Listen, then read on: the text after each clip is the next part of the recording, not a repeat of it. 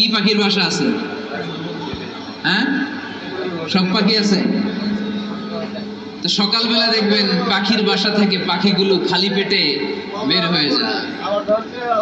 বিকেল বেলায় পাখিগুলো ওদর ফুর্তি করে পেট ভর্তি করে আবার পাখির নিড়ে ফিরিয়ে দেয় কে?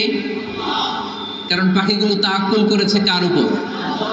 পাখিগুলো তাওয়াক্কুল করে যদি পাখির নিড়েই বসে থাকতো, ওদের পেটে খাবার আসতো? কথা বলেন। বিশ্বনবী এটাই বললেন, তাবদু খিমাসান ওয়া তারুহু বিতানান। তোমরা যদি পাখির মতো তাওয়াক্কুল করো, মানে আল্লাহর উপর তাওয়াক্কুল করে জমিনে বের হয়ে যাও, তোমাদেরও রিজিকের দায়িত্ব নিয়ে নিবে কে? সকালবেলা প্রতিটা পাখি না খেয়ে বের হয়ে যায়। একটা পাখির পেটের ভেতরে কোনো দানা পানি নাই, কিন্তু আল্লাহর উপর তাওয়াক্কুল করে পাখিগুলো যখন বের হয়ে যায়, বিকেল বেলা পেট ভর্তি করে ওদর ভর্তি করে আবার পাখির নিরে পাখিগুলোরে ফিরিয়ে দেয় কে? পাখিগুলো কি আমাদের মতো খাবার জমা করে রাখতে পারে? আমরা তো 7 দিনের বাজার একবারে করে ফ্রিজে রাখি। পাখিদের ফ্রিজ আছে না? আছে।